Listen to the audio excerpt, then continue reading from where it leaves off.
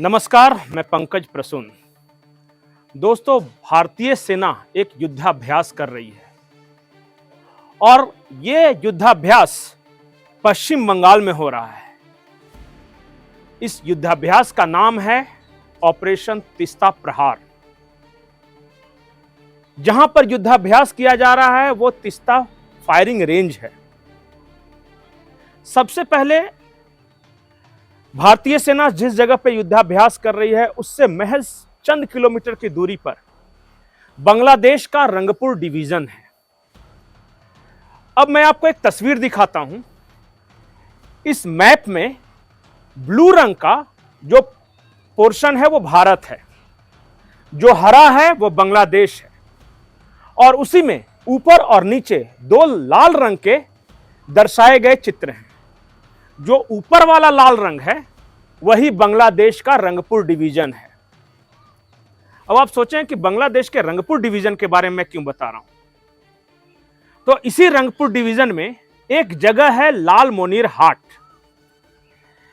एक मैप के जरिए मैं रंगपुर डिवीजन में लाल मोनीर हाट को दिखा रहा हूं और आज की कहानी लाल मोनीर हाट के बारे में है। लाल मोनीर हाट में एशिया का सबसे बड़ा एयरफील्ड बन रहा है। यहां सबसे अधिक लड़ाकू जहाज उतर सकेंगे। अगर बांग्लादेश अपने यहां एक एयरफील्ड रेंज बना रहा है तो भारत को कोई आपत्ति नहीं है, लेकिन कहानी में थोड़ा ट्विस्ट है। लाल मोनीर हाट का जो एयरफील्ड रेंज बन रहा है उसे चीन बनवा रहा है। और जब आप मैप में देखिएगा, लोकेशन देखिए लाल मोनीर हाट का, भारत के चिकन नेक से बिल्कुल करीब, डोकलाम से बिल्कुल करीब और भारत के नॉर्थ ईस्ट स्टेट्स उनसे बिल्कुल करीब, यानी बिल्कुल स्ट्रेटेजिक लोकेशन। भारत के चिकन नेक के पास या भारत के पूर्वोत्तर राज्यों के पास बांग्लादेश का एयरफील्ड रेंज हो वायुसेना के लिए थोड़ी चिंता की बात है, लेकिन एक ऐसा एयरफील्ड रेंज हो जो चीन बना रहा हो तो ज्यादा चिंता की बात है। लेकिन गंभीर चिंता की बात यह है कि चीन ने उस एयरफील्ड रेंज बनाने के लिए जिसे ठेका दिया है वो कंपनी पाकिस्तान की है, यानी जगह बांग्लादेश की बना रहा है चीन और ठेका मिला है पाकिस्तानी कंपनी को। है ना चिंता की बात। अगर आप इस खबर से थोड़े चिंतित हैं तो मैं कुछ और खबर देता हूं। पाकिस्तान के फॉरेन सेक्रेटरी 13 साल बाद बांग्लादेश आने वाले हैं। पाकिस्तान के विदेश मंत्री 17 साल बाद बांग्लादेश पहुंचने वाले हैं। इससे पहले बांग्लादेश में आईएसआई के अफसर पहुंच चुके हैं। कहानी पूरी समझ में आई। अब आप समझ गए कि ऑपरेशन तीस्ता प्रहार इस वक्त क्यों शुरू किया गया है। अगर आपकी समझ में अब भी नहीं आ रहा तो बांग्लादेश के प्रधानमंत्री मोहम्मद यूनुस का एक बयान याद कीजिए जो उन्होंने चीन में दिया था। चीन में मोहम्मद यूनुस ने कहा था कि इंडिया के जो नॉर्थ ईस्ट हिस्सा है, जो पूर्वोत्तर राज्य हैं, दे आर लैंड लॉक्ड, यानी जमीन से घिरे हुए हैं और बांग्लादेश हिंद महासागर का सिकंदर है। यह मोहम्मद यूनुस ने कहा था।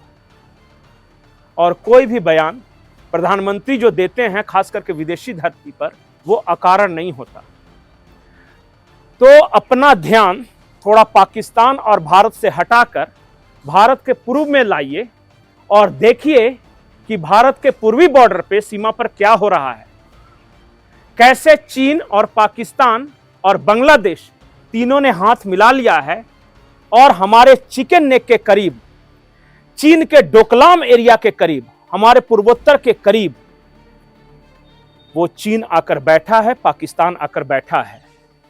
सिर्फ 22 किलोमीटर चौड़ाई है भारत के चिकन नेक की, जिसे आप सिलीगुड़ी कॉरिडोर कहते हैं। सिर्फ 22 किलोमीटर और कई जगहों पर तो ये 17 किलोमीटर पतला है। अब एक और चिंता की बात, क्या आपको पता है कि आपके 22 किलोमीटर चौड़े चिकन नेक यानी सिलीगुड़ी कॉरिडोर की डेमोग्राफी बड़ी तेजी से बदल रही है। वहां बड़ी तेजी से बांग्लादेशी घुसपैठिए आकर बस रहे हैं और कल को अगर चीन ने या बांग्लादेश ने या पाकिस्तान ने उस एरिया में युद्ध छेड़ा तो अंदर से गृह युद्ध जैसे हालात पैदा हो सकते हैं। और बांग्लादेशी घुसपैठिए कहां जा रहे हैं? सिलीगुड़ी कॉरिडोर से होते हुए दार्जिलिंग और वहां से बिहार के सीमांचल इलाके। अब कहानी का एक और हिस्सा जो कि बहुत ज्यादा चिंता की बात है। देशभक्ति के माहौल जो बने थे अब धीरे धीरे वो बिखर रहा है। देशभक्ति को मारो गोली और शुरू कर दो जातिवाद। कांग्रेस के बड़े नेता राहुल गांधी बिहार में थे और पता है वो कहां थे? बिहार के दरभंगा में। दरभंगा वो जगह जहां अब बांग्लादेशी लगभग भर चुके हैं और उसके उस पार जैसे ही जाइएगा उत्तर की तरफ और बिल्कुल सिलीगुड़ी कॉरिडोर तक सिर्फ बांग्लादेशी ही बांग्लादेशी नजर आएंगे। डेमोग्राफी बदल चुकी है।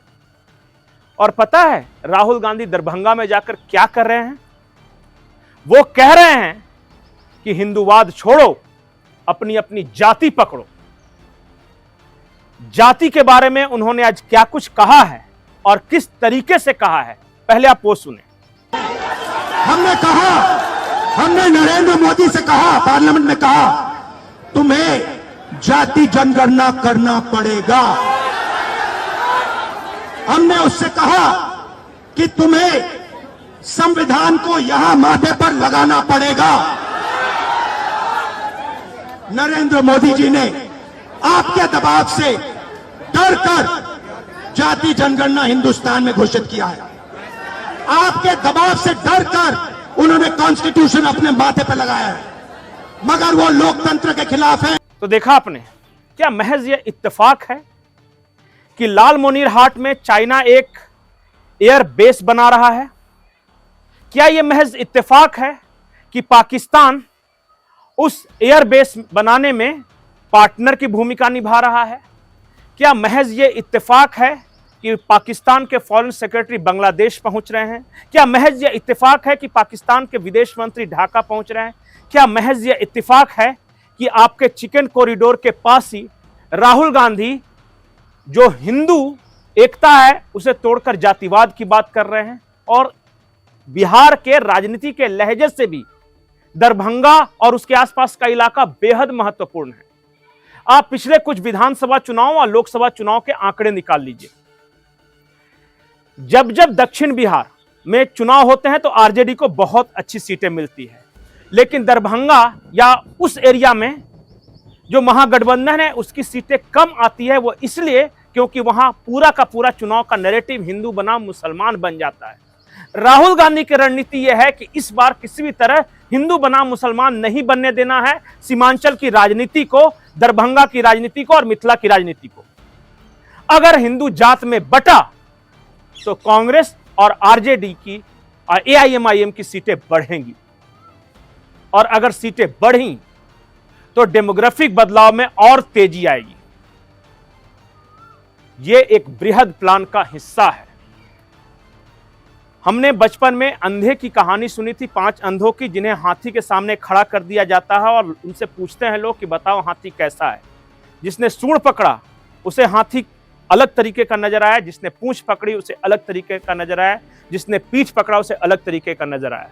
लेकिन जिसके पास आंखें हैं वो संपूर्ण हाथी देख सकता है।